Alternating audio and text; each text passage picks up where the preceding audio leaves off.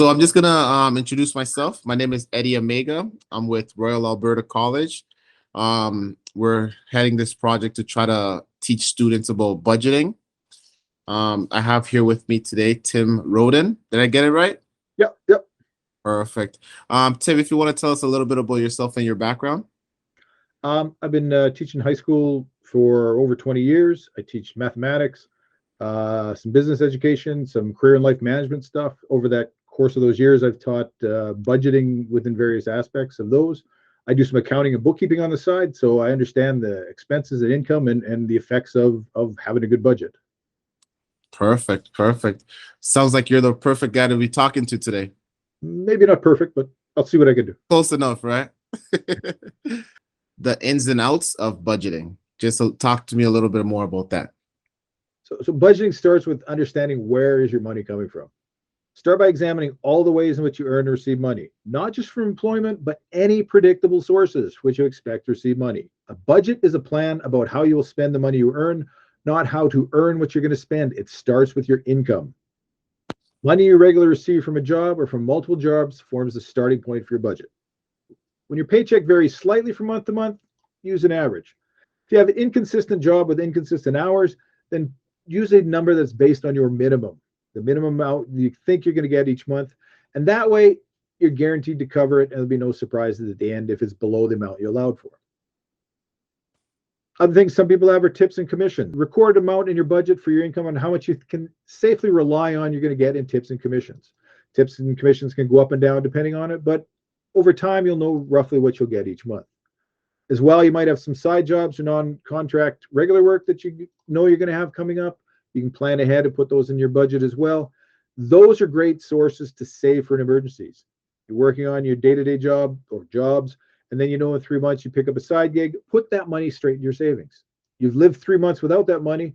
You can probably live another 3 months without it. Put that money away for your emergencies. Put that money away for your savings. Put that money away for your holidays. That money is good money to put for your goals.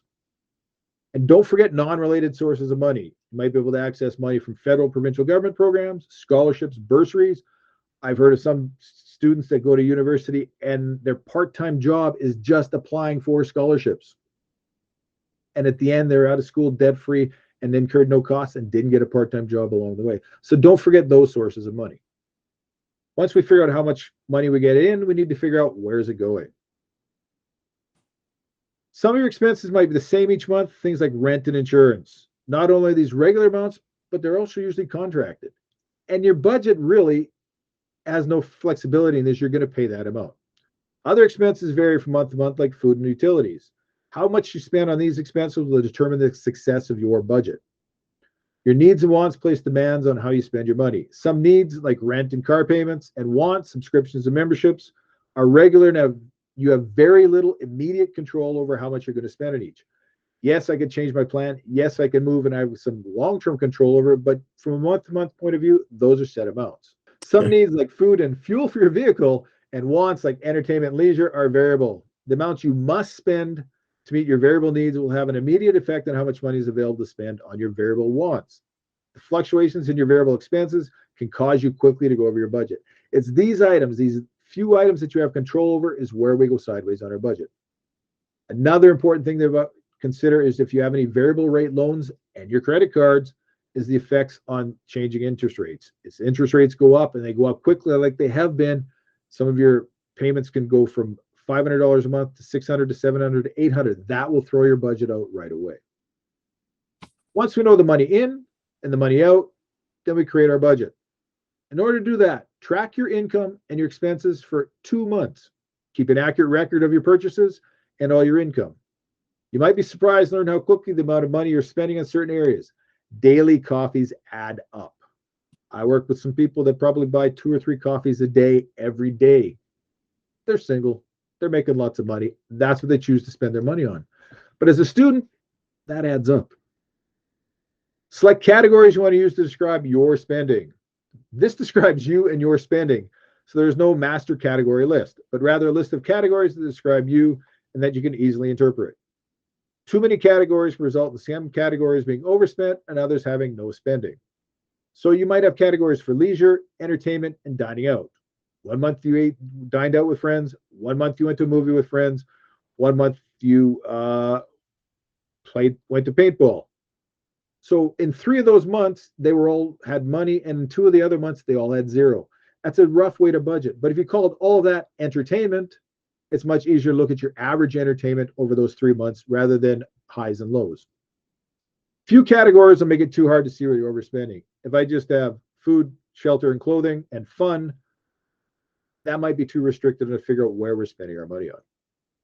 Most people's categories will include housing, food, and transportation, clothing, health and personal care, and savings, as well as one or more accounts to capture money spent on having fun.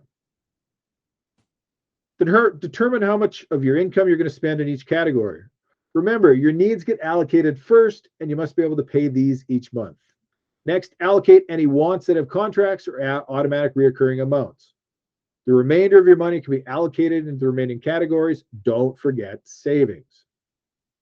A budget is a lived experience, not a created document. Keep track of all your money that comes in and out of your bank account daily. Compare your spending against your plan as the month progresses. Waiting until the end to see if you've overspent is not helpful and can lead to problems in the following month. As you near the budgeted amounts, reduce or stop spending in that area if possible, and other areas if not possible. If a need has reached its budget amount, you might not be able to reduce spending here. You may need to stop spending on a want. Buying groceries when your cupboard is empty should have a higher priority than going to a movie theater. Adjust your budget over the next months until you have a realistic budget that reflects your true spending habits. Continue budgeting by monitoring and adjusting your spending each month. If you do not track your spending habits, you will run the risk of overspending and not be able to reach your financial goals. Revise your budget to reflect changes in your income, changes in employment or funding, or expenses, changes in your lifestyle, inflation. Monitor and fine-tune your new budget over the next few months, over the years. Use a planning method that works for you. There's apps on your phone. Your bank might have an app built into it. Use a spreadsheet, pencil and paper, but find a method that works for you, fits you and your lifestyle, and one that you're going to use. Setting up a great system you're never going to use is not budgeting. Coming up with pencil and paper, if that's your preference, is budgeting. So make your budget system fit you.